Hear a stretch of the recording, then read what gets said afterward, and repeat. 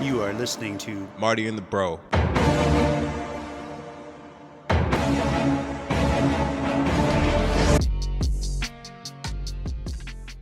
We had a discussion about wanting to mention people that we hope will listen to our show, right? Yeah.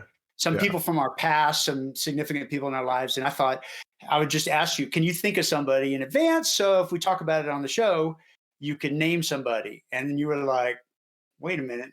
Yeah, exactly. As I started thinking about it, like, I think this is stitching. You know what I mean? Like, so really, because I have a homie named, see, I didn't even think about his name. Yeah, like, Oh so, yeah, that's a snitch. yeah, no. So the homie, man, I want to talk about him, but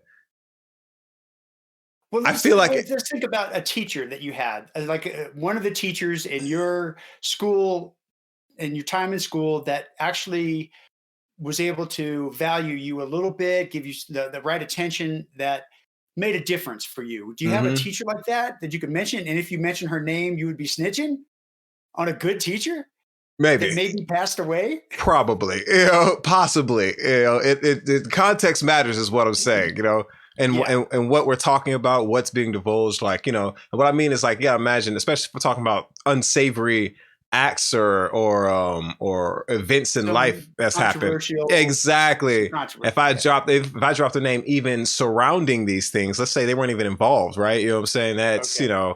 like I could see how that would be like, say, fam, what the hell you doing out here? Like, you know what I mean? Don't even mention my Okay. name near that. Like, you know what I'm saying? So that's why I'm like looking at it. And like I said, there's, and black people, we're real highly, your name, we already black. I don't know what to say. You know what I'm saying? We barely, already got a strike against us for that. You know what I mean? So somebody, Yeah. some rumors on a black person's name, it's most people are like, oh, it's probably true, So, you want to be as Discreet. exactly as careful as possible at, with slandering somebody, especially in the community, you know what I Yeah, mean? So it's just so funny because I'm like, you're trying to give credit to some teacher that or whatever, whoever it is in your life, somebody that helped you out yeah. along the way, just trying to give them credit, and you're like, I don't know about that because things can happen in my neighborhood. Yeah, no, dead ass. That's exactly what it is. I'm nervous about. Yeah, I'm like, man, I don't know. Like, it's not even necessarily the teacher aspect. Like, if there was a, that would probably be okay, right? But Okay, well, you're there's gonna other think about that. situations. Exactly, other situations. I just have I to be want to give. careful. Let's put it like that. Is what I'm saying. Okay, all right. Well, you be Yeah. careful. I hopefully don't have to be as careful, but Yeah. the people I would hope listen to this show would be some of the people from my ultimate team. Okay. And I've played on a lot of ultimate teams over the years, but the guys I think about are the team is called Sick because because they were Now. so good. We're sick, but we're old, so we're sick. And because this is a team Oh, so it's a completely, triple entendre. See, everybody on the team is over 50. I didn't even peep the science. See, I didn't even peep the science. I see what you did there. I see. Yeah, Yeah. yeah, yeah. So that's the team name is Sick, and the guys on Sick, they're all white. We may have had like You all one. look sick. We all well look sick. Well, not that we look sick. I mean, Yeah. these guys are unhealthy. They're in shape. Yeah. We play ultimate frisbee, which is a very active Yeah. sport, as you know. You all play And sick. we play sick. I don't know. I didn't pick the name, but whatever. That's the name. I've been on the team for like a Yeah. decade, and the guys on the team, they're all white. We may have had a guest player one time that might have been a third Puerto Rican or something. I don't know, but they're basically all white. Yeah. But they're in my class. They're like from my side of the tracks, whatever. Exactly. And Exactly. this conversation the conversation I have with you, we're crossing tracks back and forth, right? Yeah. And I think the guys in this category, like a guy named Newt, Yeah. Captain Rob, and Rick, Tom, just Max. I mean, all these guys on the team. There's another, Yeah. 15 I didn't mention, but they live lives that probably don't have much reason to interact with black people. Just their day to day. They don't. I don't know. Maybe they have a black friend. I don't know. Doesn't really count, right? Yeah, it doesn't really count. But they're not. I mean, we're not. I'm not maligning them at all. I Yeah. just hope that they watch the show because I think that these are the kind of people that I'd like to give some insights into your world Yeah. through me. So that's all I'm saying. Like I hope these guys watch the show, and I think some of them will. For sure. But anyway, so I just snitched on my guys. You did. Sorry, you guys. 100% did that. Yeah. But well, so I'm explaining why that would be snitching, right? Because you also you kind of expose the fact that they ain't gotten, they don't have, they're not very cultured, right? You know what I'm saying? And they could possibly in this way specific way. I agree, but like I said, if by any chance they were to feel slighted by that, you get what I mean? Like that, and that's kind of what I'm looking at on my end, where it's like, all right, I don't know if I want problems with this dude. Like, you know what I mean? Like, I love my boy. He don't play. I'm potentially risking getting kicked off the team. So see, yeah, right. Well, don't kick him off the team, y'all. Come on, you know what I mean? Don't kick him. This is all he has, All right. Well, let's get started. We're doing episode 2, and They Don't Want Me Here is the subtitle for episode 2. Yeah, They don't want me here. And let's do it. This was, this is a big subject about people living in neighborhoods, mixing the races in neighborhoods. And on your Black Sheep Theory channel, you did one of your videos you called it The Unassuming Neighbor. And do you want to just recap that real quick?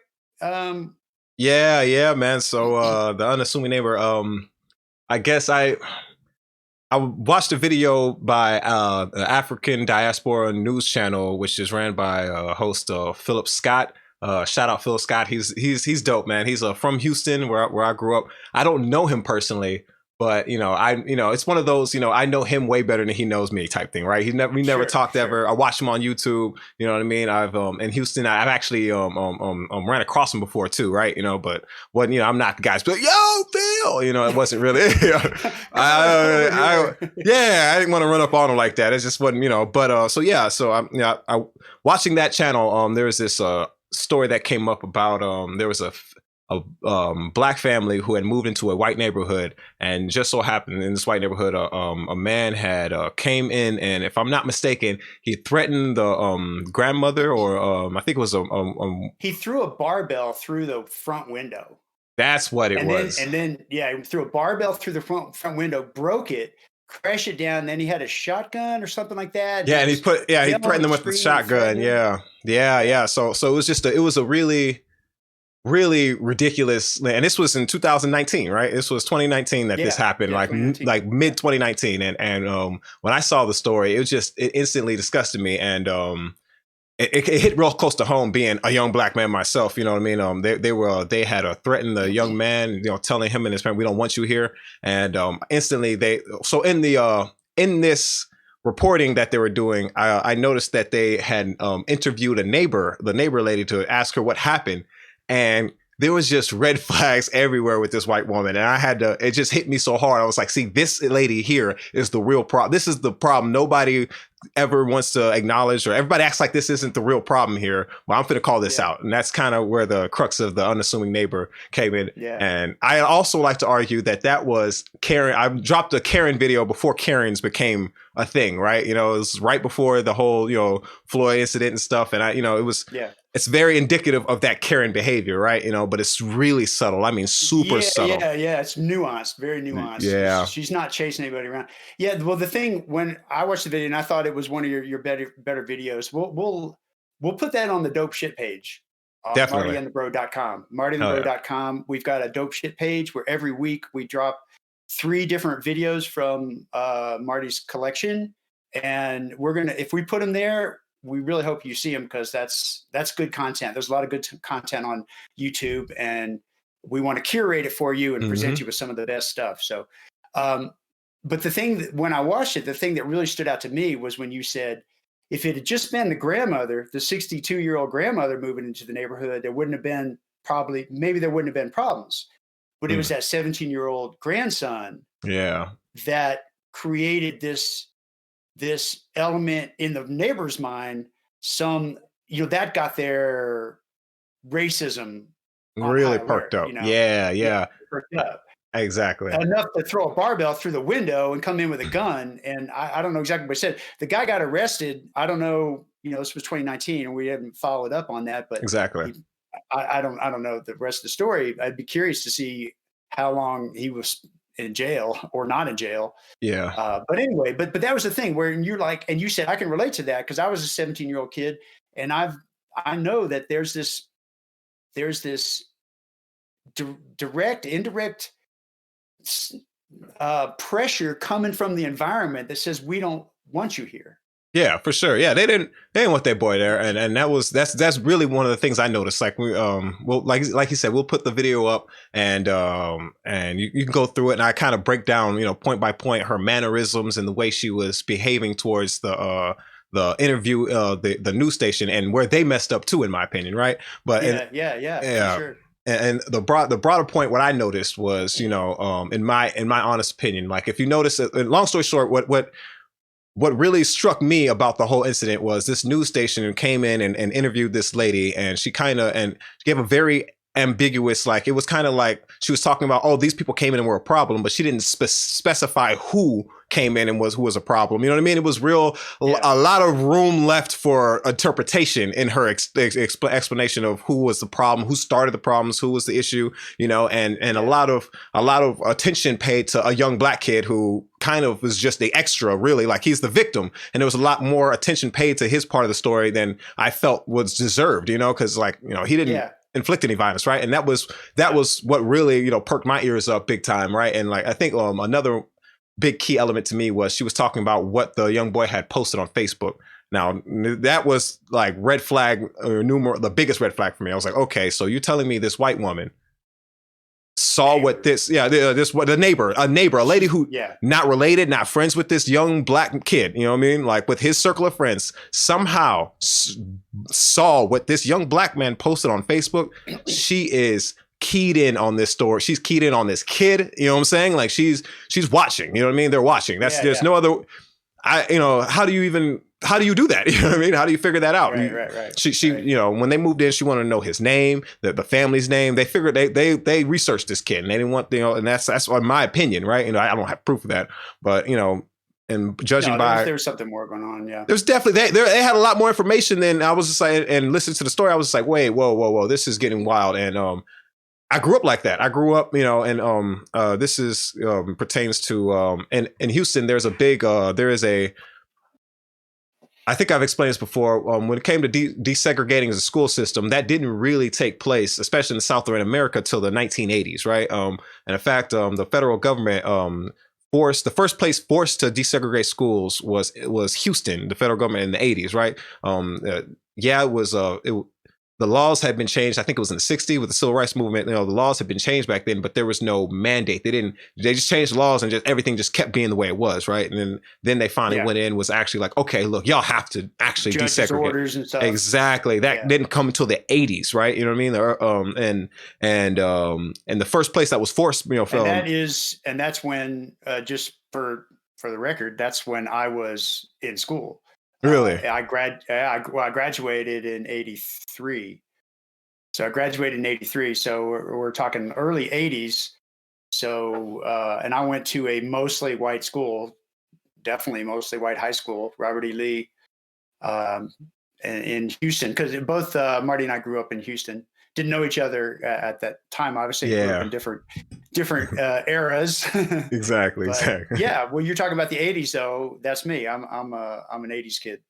Really? Oh, so that's crazy. Yeah, that's when this all, in my opinion, that's there was a lot more that goes into it, from that era, right? So like something I didn't realize till researching later, like especially growing up in Houston, as you did, Houston was the first place to force desegregate, and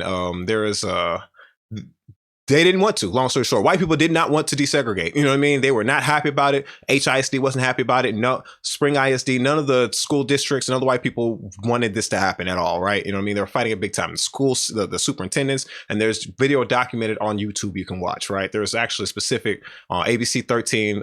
It's a video called Teenage Boozers and Users from 1981. It's fascinating. It's like only like the first 15 minutes you can watch it. Watch old commercials, and Marvin Zindler, he is he's an icon and a treasure, and if you don't watch it for that, you watch it just to check out his segment alone, right? But right. Rest in peace, Marv, man. But yeah, man, it was you just tell it was a time where nobody wanted this, right? Nobody in the community, at least in the white community, wanted this at all. And when it did happen, right, in my honest opinion, like I felt the repercussions of that, because I grew up in the 90s, right? So they forced desegregation in the 80s, and I grew up in the 90s. So at this point, racism isn't solved. You know what I mean? So it's, there are still these people with this animosities, So right. The thing that kind of comes to my mind is that here there's some actions, some policies that are trying to solve a very real problem in America. And parents and just white people in general are like coming up with any excuse they can find to say, no, we don't want this. And so all those white parents are thinking of any reason at all that they can object to integrating the schools. And it just perpetuates the problem, and we never get to solve it because people can't face their own internal racism, whether it's subconscious or conscious. They just don't want to face up to it because of their internal fears and everything that they've been conditioned to believe up to that point. Yeah. And or they believe it. You know what I mean? They agree with yeah. No, I think I really think they believe it and they agree. Growing up in Houston, especially on the Southwest side, what I didn't realize was you don't understand the discrimination you face while you're in it. It's not until you get out and you can look and look back at it and be like, oh, that wasn't right. You know what I mean? Like, oh, that's not how things are just normally are everywhere. It wasn't until like moving, like, for example, there's so many little things I didn't realize were, just racism until I moved to Austin, got away from Houston, seeing how police, operated differently here than in Houston in certain ways. Like I told you a story, right before I moved here, about 2 months before I moved out here, man, I was living right behind NRG Stadium, and I never told you about this part of it. It was so weird, but this is back when, right after we had fought for HJR 146, right around that time, right?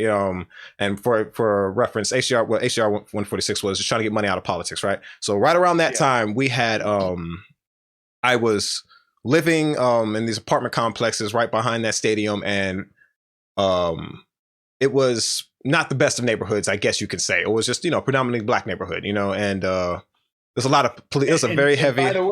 By the way, about 25 years earlier, I lived in that same neighborhood too.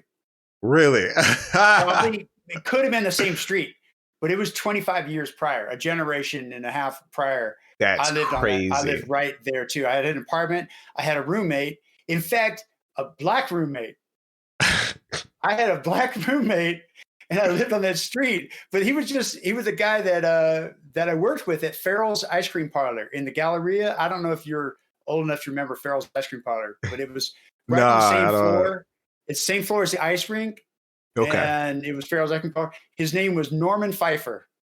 I'm going to snitch on Norman Pfeiffer. Norman Pfeiffer, where are you?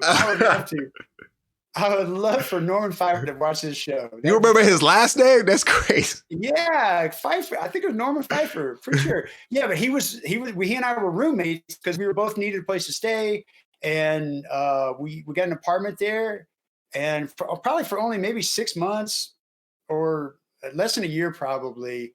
And then we went our separate ways. But anyway, I lived in your neighborhood, so I know that neighborhood, but 25 years earlier, it wasn't considered to be the black neighborhood.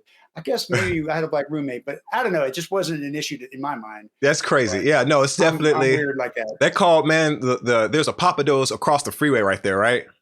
You know what they call it, right? That Papados across the freeway? No, what do they call it? They call it Niggados. Because that's where all the black people go. Oh. True story, yeah. I worked there for 3 months. Who calls it that? Who calls it that? Everybody. Everybody calls it niggados. Because Papados is Papados, but niggados, that's the one off 610. Yeah, that's the one. Yeah, that's that one, right? Yeah. So it's a black area. It's a black. Everybody who worked there. Like I said, I worked there for 3 months, man, and it was definitely nothing but black. I think there was like 2 white people that worked there. All the people that dined there were black. It was definitely niggados. Wow. Yeah. I liked it. It was cool. I'm lying. Fuck the organization. Fuck Papados as a as an artist, as a crew, and as a motherfucking record label. You know what I mean? Like, no, but it was ridiculous. It was that was anyway. Okay, where were we? We were talking about that neighborhood because you were saying an incident. Okay, happened in that neighborhood. So long story short, on the incident, I got stopped by the police, and this was, you get stopped every, all the time, but at this moment, it left my paranoia. I don't get stopped all the time, but you listen to this. I was thinking about this the other day. You and I hang out here and there, right? We don't hang out every day because we live in different states right now. Yeah. But I have been stopped by the police, I think 3 times, like in the last 25 years. All 3 times, you and I were in the car. That's crazy. Really? I didn't know that. Yeah. I remember all 3 times. I know. But there have been no other times that I've been stopped by the police in the last 2 decades. Yeah. That's crazy. Yeah, man. I get it. So I don't even like leaving the house, but whatever. It's straight up. Like, I remember the first time we were in the car and we got stopped, and you were like, I'm sorry, dude. I'm sorry, dude. I'm so sorry. I'm going to jail. I know I'm going to jail. And I'm like, why would you think you're going to jail? We're just driving on this road. We were in Pedernales County, I think. And I'm trying to remember. I remember the times at least. I remember we were the time we went to the park. Yeah, that's okay. Yeah, I was going to jail. I mean, why is he stopping us? You know what I mean? I know.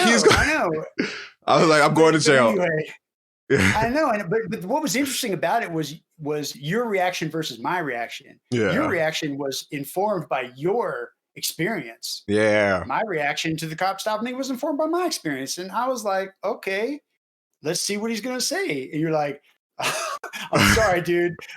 I'm really sorry. We're going to jail. I'm going to jail. I'm like, why would you be going to jail? Just because every time, like you were saying that you've been to jail, like how many total times for ridiculousness?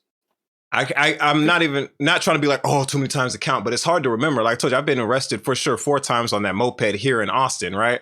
In Houston, it was just every other. I would just, it was all the time.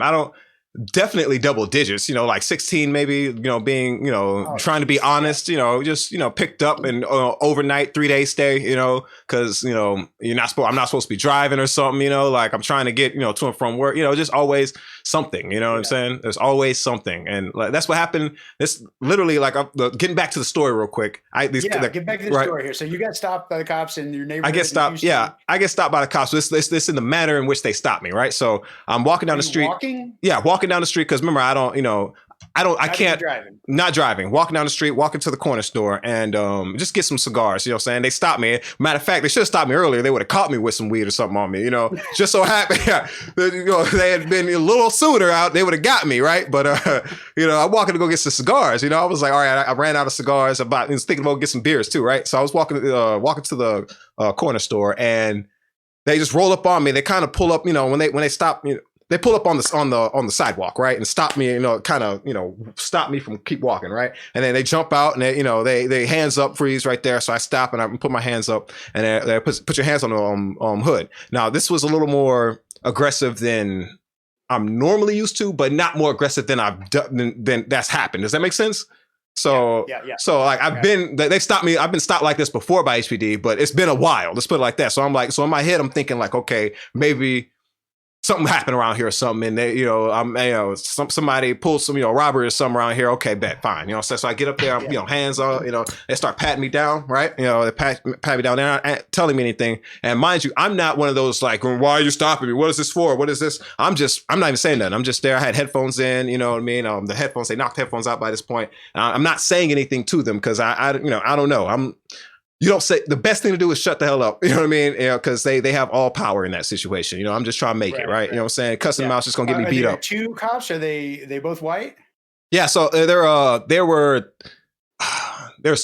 more than 2. There's like 3 cars. There was like 3 cars, and a situation like that. Yeah, it gets hard to just in all honesty, it's a very harrowing. Like it's hard to. I'm not counting cops. Yeah. I'm just focused on, I'm kind of like, I remember being 3 cars, you know what I mean? The first one came in and, you kind of, I'm very tunnel vision, if that makes sense. And, as you're looking around, you can see, Yeah, exactly. So, but so where it starts getting really intense is they were like, okay, take your shirt off. Literally, they asked to take my shirt off. I was like, oh shit, okay. So I took my shirt off, and they start taking pictures of my tattoos, right? And then they start commenting on them. They're like, oh yeah, because I have a tree on my arm. It's the tree of, literally it says the prodigal son. It's the tree of knowledge, it's tree of knowledge from the Bible. And it has a scripture, Luke 15 through 11 through 32, which is the prodigal son scripture. If you know anything about it, it's just quick story on it. Where they get that saying, I was once lost, now I'm found, in the, I guess that's the Star Spangled Banner, or whatever the hell that song is, whatever. Well, that's where we get that saying from, whatever the song, whatever. I don't care about American, propaganda, whatever propagandistic hymn it is, that I was once blind and lost, now I'm found. That's where that comes from. It is Osei Kenji, whatever. Okay, now I'm thinking, all right, whatever. So that part comes from the Bible. That's that hill on the prodigal son, where it's Jesus told a parable where he got God basically, all lost children get, God, if you're a lost child, saying you can be found through Christ and blah, blah, blah. Right. I love the idea, the symbolism of it. So that's why I got it tatted on my arm. Right. And I have the tree of knowledge with Satan on the tree. It's literally all it is. Right. The scripture on and everything. They see it. They're like, oh, treetop Pyru. Right. Bet. We know. Yeah. We know all about you. What? Okay. It's a gang. It's a gang. It's a Pyru, treetop Pyru. I don't really, it's a blood gang, whatever. Careful. Yeah, right. I mean, I'm not. You can Wikipedia this. The internet now. Yeah, if you wonder what a treetop Pyru is, you can Google it. You know what I'm saying? These days, right? Yeah, but treetop Pyru is a gang in Houston.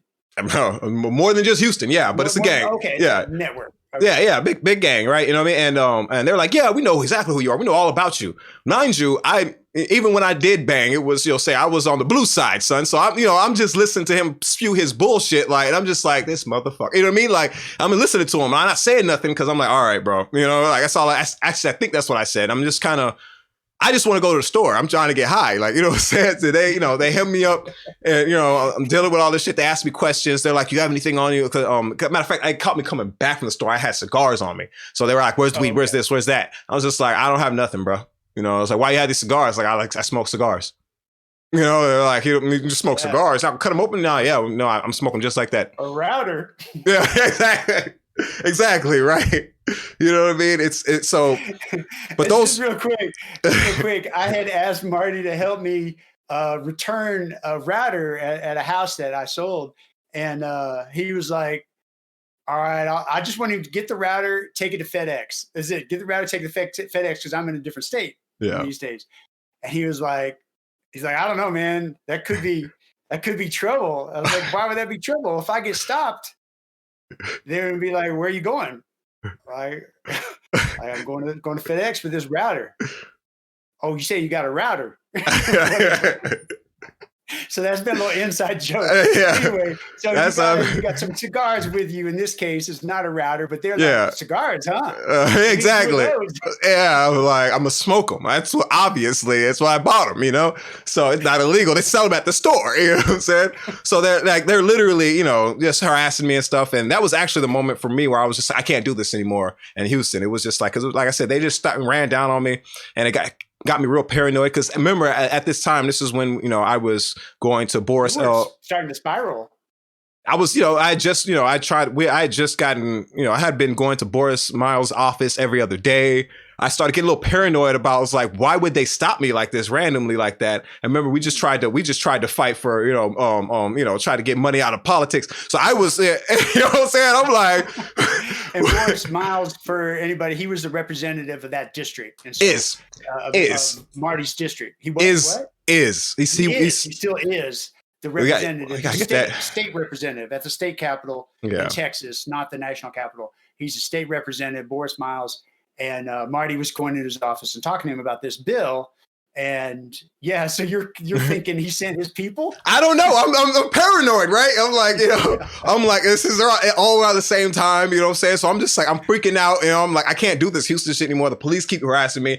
It might be this guy. You know what I mean? Like, because I'm trying to fight to get, I'm on team. Like, I started thinking like, man, screw this dude, man. Like, he's in the district. I started noticing because he owned the whole block, like where his office is, his office building. He owns that building and the entire block that building's in. The whole, like, that's all. I don't Yeah. know. It's corrupt. That's you don't, you don't get something like that without, making some deals. You know what I mean? Yeah. In Well, my I don't want to get opinion. too sidetracked with Boris Yeah. Miles because I don't want him coming after me, sending his thugs after me too. But what was go back to the story. So what happened? Yeah, so long story short, they hit me up. I didn't have anything on me, so they can't really, they don't arrest me that day. You know what I mean? They just hold me up. I think I was in the cop car about an hour. Ran my Everything. ran everything. I didn't have anything on me at the time. They noticed that they just kept asking me questions. So I have a record, so they wanted to ask me all kinds of questions, ask me where I lived, all these. It was just harassing me for the whole time. And if everybody knows, you just don't talk to police. You just don't talk to them. That's the less information you give them, the less they have to go on. Like everything you tell them, they can and will use. I mean, literally can and will use against you, right? You know what I mean? So if there's no information you can give them that will help you, not one bit of information, I only told them as much to not get my ass whooped. That's literally like, you know what I mean? Like I talked enough for them not to be annoyed thinking I was, bullshitting, and they, they had the, they took me to some back alley. Yeah. You know what I'm saying? That's where I was just like, like they, they're already about to search me. I'll tell them my name. I'll give them my ID. I'll keep it cordial there, but I'm not, we're not having conversations out here. You know what I mean? So that was, and it was just terrible, man. Like I said, it was, and that's not like that particular incident was kind of unique in so far as that I was walking down the street and they pulled up with 3 cop cars. It doesn't happen every day, but like I was telling you, offer you any explanation? No. They don't. So in the end, they were like, okay, you can go. Yeah. They cigars. Yeah. They were just like, all right, yeah, you can get out of here, and that's how they ended. There's no like apologies. There's never any of that. They don't. Yeah, never that. Yeah. Never. No, it will never happen. Man, and that's just one of the dozens of times that you have been detained. Exactly. I'm not even special. It's not even like I was at this time. I wasn't even thugging. You know what I'm saying? It wasn't like I was running the streets at this time. You know what I mean? There was times in my life where that was the case. I'm just a guy working at a restaurant. Going to go cop a few guards to smoke some weed at his house. You know what I mean? Like that was all. I was just a regular ass working. Contributing society ass dude. You know what I mean? At this time, and they were like, and so there's must people be up to something. Yeah, exactly. Like I was just walking on the street. I literally, but that's just like, that's I kind of wanted to get into a little bit of that discussion we had. We'd started one time about living in neighborhoods and how, like, in your mind, the way the neighborhoods are sort of naturally segregated makes a lot of sense. And so and you've also said a couple things around neighborhoods and whites and blacks living together and stuff. I've been thinking about this for a while. Just real quick, picking up on that, on the video that we talked about at the beginning of the show about the unassuming neighbor. Part of that video, you were like, I would tell people from my community, do not move into a white neighborhood. Mm-hmm. I would do not move into a white neighborhood. It's just not worth it or something. It's just not. Yeah. What was it? They don't want us there. White people don't want us in their neighborhoods, and we shouldn't even want to be in them, to be honest with you. We should let them, so this is going to get, just being, all right, so let's just be as objective and honest as possible, right? You know what I mean? There are differences in people, right? We just got differences, right? You know what I'm saying? And cultural, I mean, right? And white people and black people, for example, my favorite one is golf clothes, right? You know what I'm saying? I find it offensive. To see white men in golf clothes, like those like short pink shorts, and like, bro, it gives me hives. Like, I'm like, I don't like it. I hate it. I literally, you know what I mean? Like, I find it offensive. Like it treads on my personal liberties. I feel maybe I'm wrong, right? You know what I mean? I'm just like, I shouldn't have to see that. It makes you angry. I hate it. I hate it. It's terrible. It looks terrible. Everything about it, the symbology. I can go on all day about white people and their goddamn golf outfits, bro. I hate it. Right? You know what I'm saying? Yeah. How that's a cultural difference than black people. Like love the way black people dress versus, right? You know what I mean? That's just a difference of culture, just because of, now it has nothing to do with race per se. It has to do with culture, right? You know what I'm saying? It's just, it's just what it is, right? Those are differences that are real. You know what I'm saying? I think where it seems like we do nowadays that they didn't do like even in the 60s was pretend like these differences don't exist, right? You know what I mean? And there's nothing wrong with being different. You know what I mean? Like, we can be different together, if that makes sense. We can work together and still, it's like saying like, for me, I think of it like, we can all live in a community and I have my own separate house and family, right? You know what I mean? I don't have to share my literal house and wife with you, you know what I'm saying? For us to all be in a community. It doesn't, and I think of the same way as like, if white people want to have like, and naturally, if you think about it, white people would marry more white people and their family would be white and the community up and around white people would be white. That makes the most sense. Just the same thing with black people. That's kind of, that makes the most sense. And it makes natural sense. You don't see penguins, and seals hanging out all the time, right? You know what I'm saying? That's because you're in your community, right? So a naturally predominantly white neighborhood and naturally predominantly black neighborhood, I think, would occur naturally, right? It's an organic outcome of just people living, of people just living. Yeah. So now complicate that a little bit. So where do we go wrong? Right. So, to complicate that is the city life, right? You know what I'm saying? Like we have decided, okay, we have this central hub area where this is where we conduct commerce and all. Like this is where all these disparate groups come to be together, right? And in this area is where you find more of the meshing, right? The more of the blacks and whites getting together because you're out of that community element. You're over here and actually mingling with the whites and blacks mingling. So in a city element, you would see a natural more mixed predominantly area, right? Does that make sense? So yeah. Sure, and if you look at America, I think you can see that if you look at America and in rural areas, you'll see a full black community rule and say white communities and things like that. And in the city, you'll find a lot more mixed. Cities have a lot more mixed gender people, right? Mixed race. There's and stuff. More opportunities for mixing, but we do an excellent job of when it comes to living, of keeping things segregated. Part of it's because of that organic factor, and then part of it's because of I think we just focus on factors. We focus on the wrong thing as far as it goes. As we think about, okay, we should desegregate, and that's not actually what I think the real problem is, right? You know what I'm saying? It's lack of opportunity, right? You know what I mean? Because if, like I said, naturally, white people would be around more white people. The problem with my community isn't that, oh, no, saying they're not, look, we can't be with white people. That's why we're not doing good over here. That was never the issue in the black community. The issue is like, okay, look, we just need move into a white neighborhood and we get a barbell thrown through our window. Exactly. We whatever community we don't own the community we move into. I don't have the opportunity to even purchase anything in this community because of all the, the historical racism, the redlining, you know what I mean? So it's not like this is my community. This isn't my community either, right? Saying there are people with, like that have control of this community. I just live here, right? You know what I'm saying? So the police, so that's what the black community is, right? The police come through and are policing these white people's property that we just happen to live in. You know what I mean? That's what happens, right? You know what I'm saying? And so it's not like we have the building owners of the apartments that you're living in. Yeah. The infrastructure you're surrounded by is all white.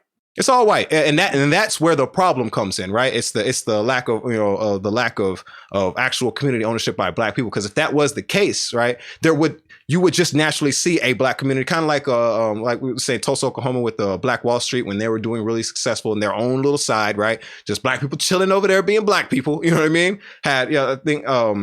If anybody look up Black Wall Street, it's a crazy true story. You know what I mean? And most people watch this probably know with the internet age now, right? But that's what. And that was it was known as Black Wall Street. Yeah, Black Wall Street. I think it was in Tulsa.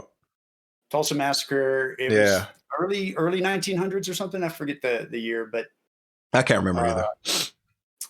Yeah, but they burned like 13 city blocks worth of black businesses and black housing. And I mean, it was a community that was where everybody was black and doing well.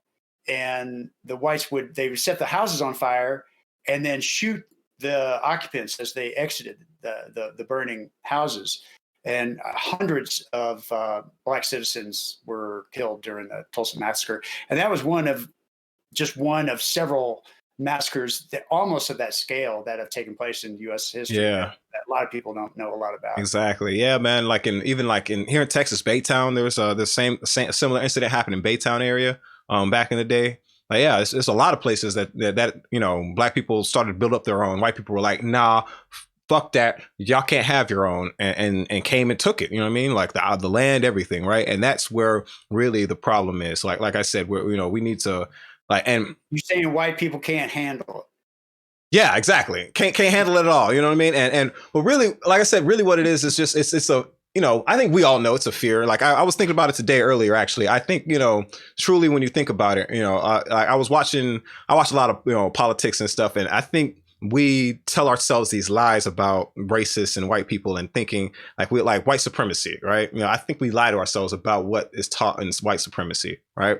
And what I mean by that is, I don't think white people do think that they're the superior race, but I don't know if that's necessarily true in these doctrines, right? Because if you felt you were superior to a person, you wouldn't. Why would you go through so much trouble to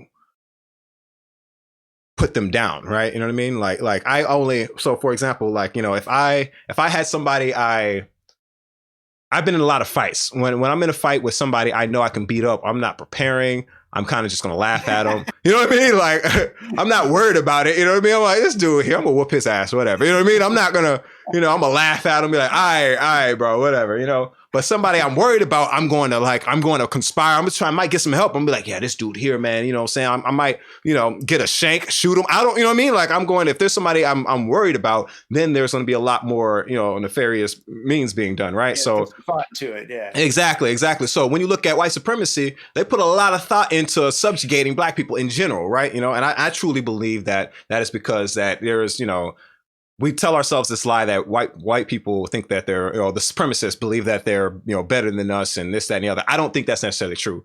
I think what it is they, they may think they're better than us to a certain degree, but also know that they're, they don't. The difference is America right now likes to downplay white supremacy. Like, we look at them like they're just dumbass, country hillbilly rednecks. And I don't believe that they, I think we, downplay them, and they don't downplay black people. They don't assume that we're not cunning and not, saying like they treat us like we're genius. You know what I'm saying? They treat us like, don't give them an inch, because if they get an inch, they're they're gone. You know what I mean? Like, that's how we're treated, right? That's why we don't get any opportunity. If you notice it, right? Like, if you look at their actions instead of their words, you notice that it's like, no, you may say we ain't shit, but you treat us like, like if we even got a second to shine, we would, it would be 10 times better than anything you ever see. You know what I mean? Like, it's this weird, dichotomy. I've noticed, and we don't necessarily like to, I think it's some of the bigger issues why they usually win a lot of these fights and these issues. And, like they're taking us dead ass serious. They're in smoke filled back rooms, literally, like, with each other, kind of like, these blacks in this, saying we need to go blow up this church. They're taking it dead ass serious, right? They're like, these black people cannot get better because it will literally destroy our race, right? You know what I mean? That's dire speak, right? You know what I'm saying? And they're trying hard. You get what I'm saying? They're all the way over. Exactly. And fear of annihilation. Exactly. And go ahead. Well, I wanted to get in to say that I think a lot of the white supremacists that you see on TV and those extremists, and that's real clear. That's real easy to see them and talk about them. But the much bigger white population has this problem of being conditioned into racism, conditioned by white supremacy into thinking that, and they're conditioned because their whole world, their whole lives has been filled with images, and even something as simple as you don't see white people and black people driving the same model of car, not driving the same age of car overall. You see black people driving the beat up cars, and the white people driving the fancier cars, the newer cars. And you see this over and over all your life, and you start to think that, well, I guess that's normal. And so anytime you see a black person driving a car that is more typical of a white person, then it's like, wait a minute, something's not right about this. Why is something not right about that? But something in your head, something's off in your head. Not because you're consciously thinking about it and breaking it down. It's just something internally says something's off about this. Mm-hmm. Yeah, so I think that's a lot of it is that conditioning. Yeah, that all the inputs that we've gotten all our lives growing up. I agree. Like, and I could imagine that being something that happens with white people, because I can't really imagine that me doing that with a black person. I can't imagine. I've never looked at a car or somebody in a car. It's the same thing for if you're black, that you have. It's the same thing that you've been conditioned to think that black people drive beat up cars and don't have money. No, and it's true, and it's matching up with your personal experience. Well, yes and no, yes and no. But it adds into what's in your subconscious too, as you try to navigate the world. Yeah, yes and no. So like, if I see a black person in a nice car, I'm not like, whoa, you know what I mean? Like, in my mind, I'm not thinking this doesn't look right. Does that make sense? Like, I think it's more of a like, and that's the power dynamic, right? For white people, when it's like, when you're used to, like when I see a black person win, and I'm like, yeah, what I'm saying? I'm like, slow motion, frozen in the air, like, what I'm saying? Like, happy, and I see you. Yeah, exactly. I'm just, that's my, and I think it's like I said, it's that, just hoping, glad to see one win, you know what I mean? Like, that's. I think white people, that's what I was thinking as you were saying. I was like, I can imagine that being the case for a white person. Like, they see a black person in a situation where it's like, wait, that's not normal. And, I don't like you said, it's all conditioning 100%. And I think a big part, like we've talked about before, racism, I don't think you're going to stop. As a black man from Texas, I think we keep getting the wrong idea. Everybody's trying to stop racism. And that is the wrong method of actually trying to, get over this curve. I think we should just mitigate the damaging effects of racism, right? And what I mean by that is, like I said, you ain't stopping. Number one is policy. We've got to have policies in place that even the playing field. Exactly. That's number one, and then we can tackle the problem socially with social pressures, things like. Well, yes and no. Well, I don't think racism will ever. Racism isn't the problem. It's not racist. Like, how do I explain it? It's not. Racism in a vacuum can't hurt anybody. So, for example, I use this as an example all the time, right? When I was managing the restaurant, right? What harmed me, what was racist to me, my manager or the owner being racist and not, wanting to, pay me what I'm worth and anything like that, that harmed me, right? What racism didn't harm me was the dishwasher who was white as well. And like openly, outwardly, like Trump supporting type racist, right? Super racist, what I'm saying? Didn't care who knew it and, what I'm saying? Would lose his job in a heartbeat behind it, right? Don't care. And what I really noticed is that kind of, the dynamic that where it matters is the power dynamic, not the actual racism in and of itself, right? So this racist dishwasher had no power over me as a manager, right? So he had nothing he could do could bring me harm as far as, first of all, I'm 6'7", I whoop his ass, you know what I'm saying? So couldn't bring me physical harm. I wasn't worried about that. Boss? Yeah, exactly. I was the manager at the time at this place. Remember I was saying when I was working at Bikinis. You could have I could have fired him at any moment. Yeah, I have power over this racist asshole. You know what I'm saying? So his racism didn't affect me, right? You know what I'm saying? What the racism did affect me was somebody who had power over me. So it's more about, power dynamics and giving people, control over their own lives, I feel, is what's more important. And and you do that through democracy, through democracy, I think, so, but yeah. What you just touched on though is this shows you why racist cops are such a bad idea, because you get the racist, but he's not the dishwasher. He's the GM. He's the manager. Whatever. Exactly. He can do it. He has the power. Racism with the power, right? Power dynamic that he can take his racism and harm you exactly at will. Exactly. So that's what we need to more so try and solve is how do we take away the power. So what you're saying is that we just need to make all the racist dishwashers. Exactly. We'd be fine. Yeah, I swear. Yeah, no, definitely, man. Yeah, man. They want to, and a bunch of them dishwashers try to storm the Capitol. Then when you get me, I got a bunch of goons, man. We slap all them up real quick, man. We got y'all. Like, yeah, man. I bet, man. Man.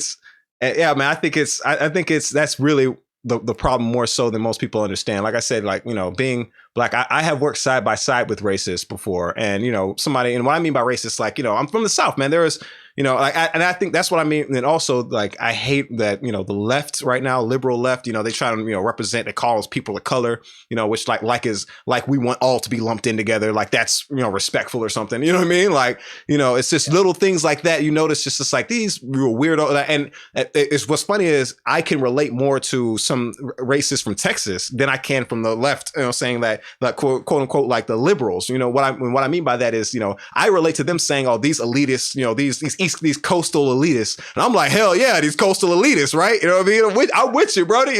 Like with the racists. You know what I mean? Like I genuinely, understand their plight better than this guy over, these white people over here who I explained to you, like, a bigger issue with racism is, like I said, racism, the power and it going unchecked. That's why, like, liberals are, to me, a much bigger problem when it comes to racism, because they're just as racist as, Bubba down the street who, but at least I know he's racist. He's not afraid to be like, "Hey, I hate you, nigger." You know what I mean? And I'm like, bet. I see you. I understand. You know what I mean? Like I get where we at. And for real though, but I at least respect the fact he knows, nigga, don't come in my neighborhood. You know what I'm saying? We don't want you around here. We don't like your kind. Okay, cool. Bet. You know what I'm saying? I got my neighborhood over here, whatever, right? You know what I'm saying? Yeah. The coastal, the liberal would be like, yeah, no, people of color this, people of color that. Then when my black ass come through, be like, all right, well, what's up? And they're like, you know what I mean? Like, it's that whole energy, and you're like, so what happened? What happened to, and it's, yeah, and these are the people that put the BLM signs in their front exactly. yard. Exactly. The people that think that they are doing their part to combat racism. Exactly. They're like that. Really, they don't have to confront it firsthand. Exactly. So they're okay. I call it. When you go ahead. We have just a little bit of fun when you were visiting me, and I live in Colorado, and you were coming into my town. I live in a very white city, and Boulder, Colorado. Yes, really you do. And so you're visiting me, and we're hanging out, and just walking around my neighborhoods. Like, I knew not to let you go out and walk around the neighborhood by yourself, and it's crazy, huh? It's this wild how we both knew it was dangerous for me in a white neighborhood. It's dangerous for me to walk around in. It's what's funny, and that's what blows my mind. Like, people don't understand. Like, I'm more comfortable walking around in my hood where, on Club Creek where I was shot. Like, I would be more comfortable walking around at night there right now. You know what I mean? Than going back to Boulder and walking around bar daylight. In a heartbeat, I would be like, give me them niggas over there, man, because at least I mean, I know what I'm getting into over here. These white people over here, man. Let's see how they did Tamir Rice. You know what I mean? Look at me. You know what I mean?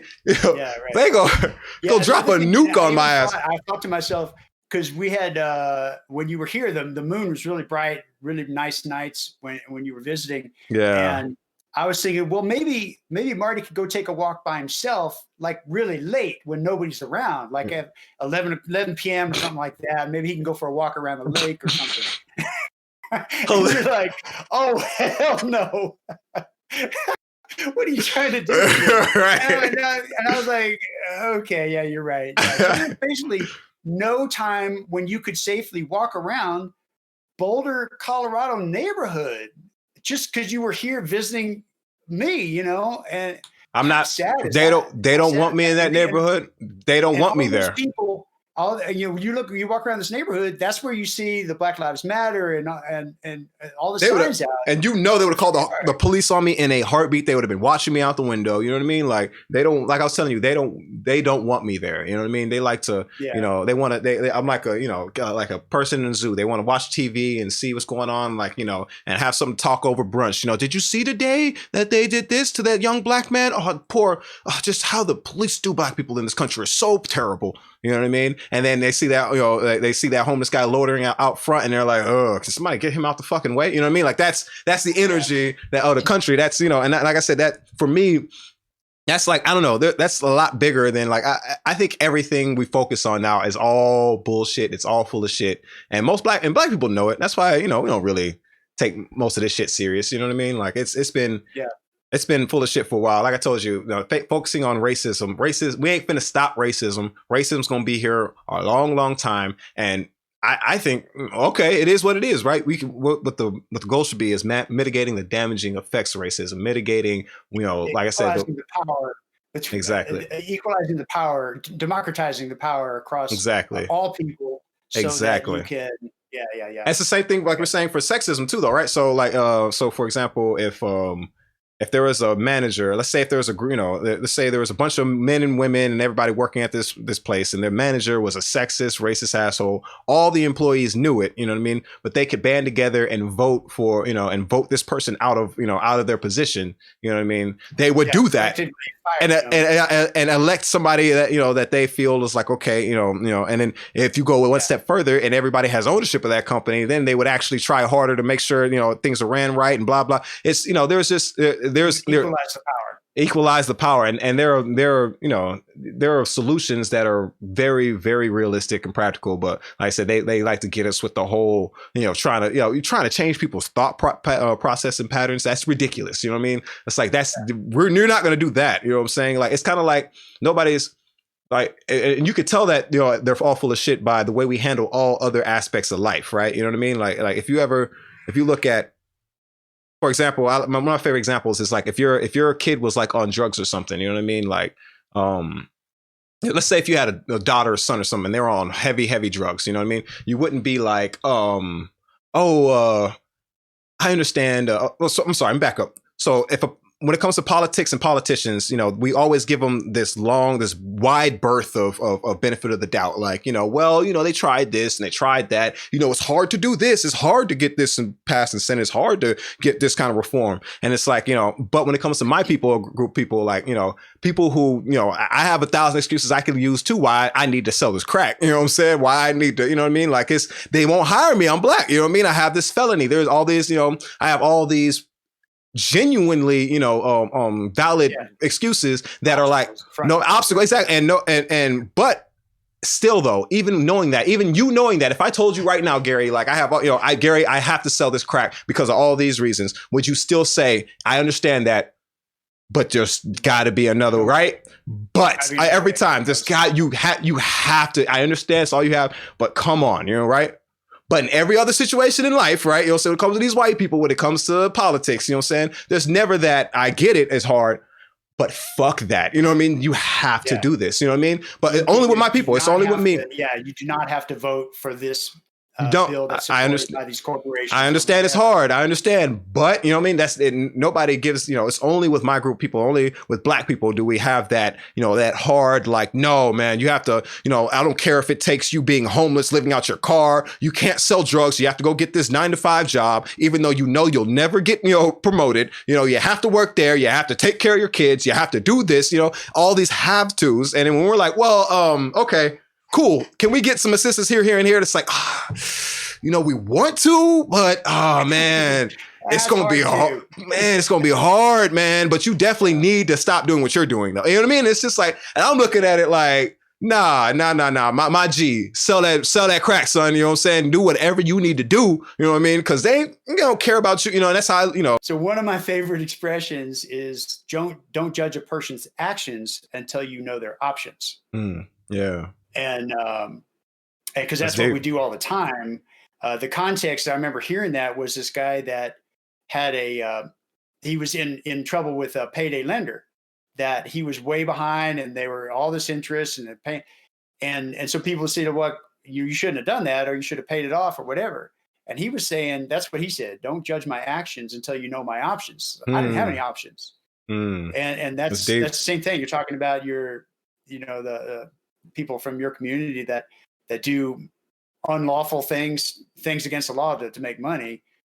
It's because they don't have options. Yeah, I mean, well, exactly. We're not allowed to even participate in our either, whether it be social system or economic system, right? When you think about it, when you look at culture and American culture, what happens is we take things like the shout out to the homies. If you notice, I'm gonna say it, and you're gonna notice it every time now, right? Shout out is a specifically hip hop, black thing. The shout out, you know what I mean? If you notice, it's been taken by all cultures, and it's ubiquitous. And every it's not. You don't even think of it as a black thing, right? You know what I mean? But it is, right? There's so many different things like that. I don't know if you know of the show Chapo's Trap House or whatever. It's a leftist, podcast, something like that.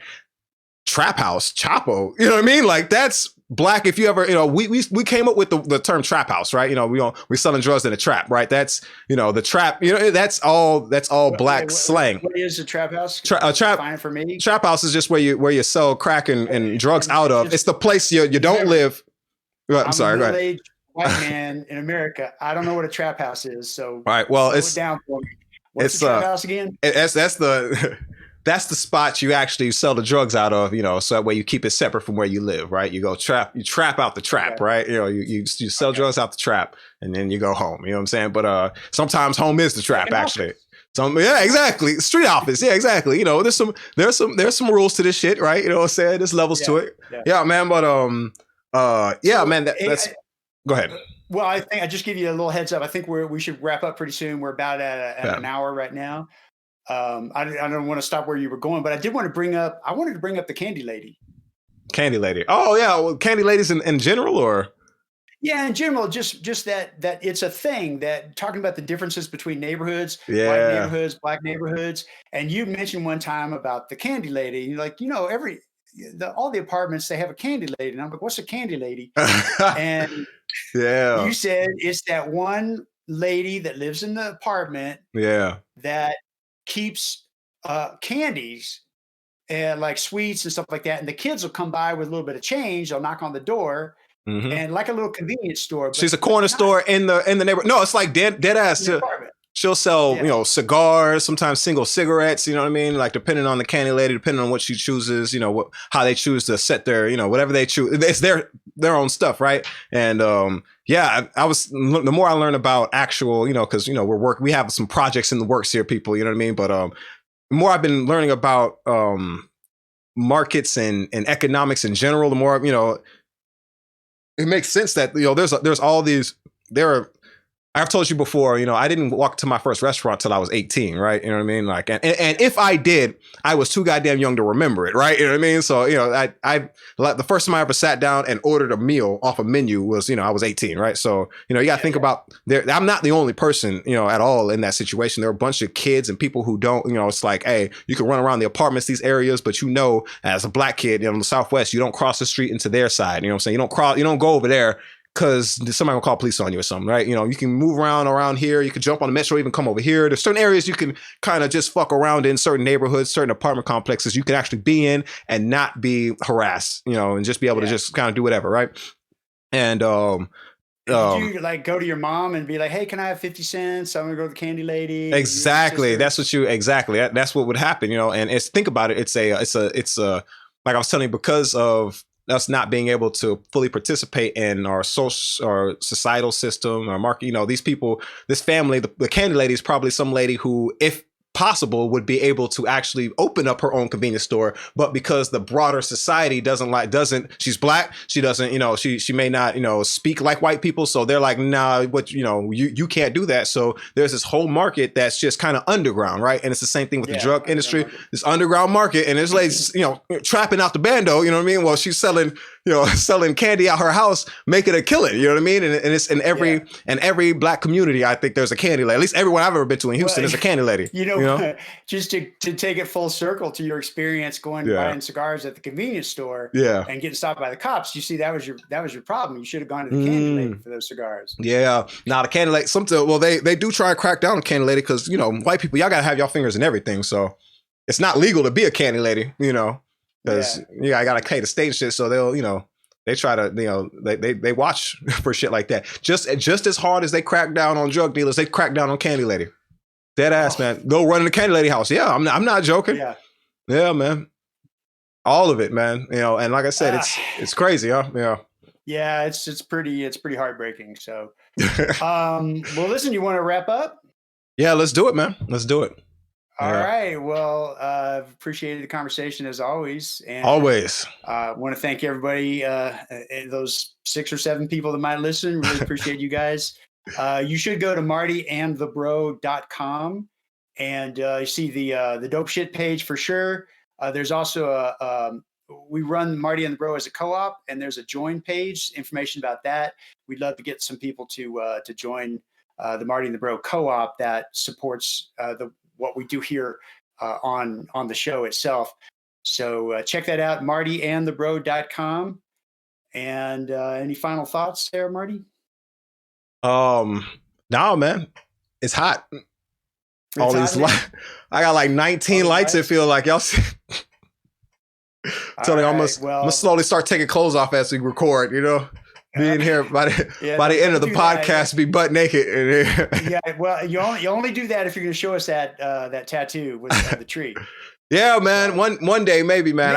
I'll get swole. When I get my swole on, you gonna make me put a shirt on once I get swole, man. I'm just going. No, I remember the first time I saw you without a shirt. I was like, "Ooh, damn! Should I say something, man?" He looks really malnourished. I look sickly. I look sickly. Man, yeah. That hurts. Like, you see me? Are you okay? It's like this is the best I felt all my life. What do you mean, Gary? I've eaten more. No, but I swear, I've told you that before. But the first thought that went in my mind was oh damn, that does not look good. Man. Oh, Jesus Christ. That's hilarious. Well, we're getting swole now, man. We try it at least. We try it. That's good, man. I appreciate that. We all appreciate that. No, we should do the after party. Maybe show that tattoo at the after party. So all right, bet. If you do become a member of the co-op, then you're going to have access to our after party. We're going to start putting after party content out after episode 3. So join Marty and co-op.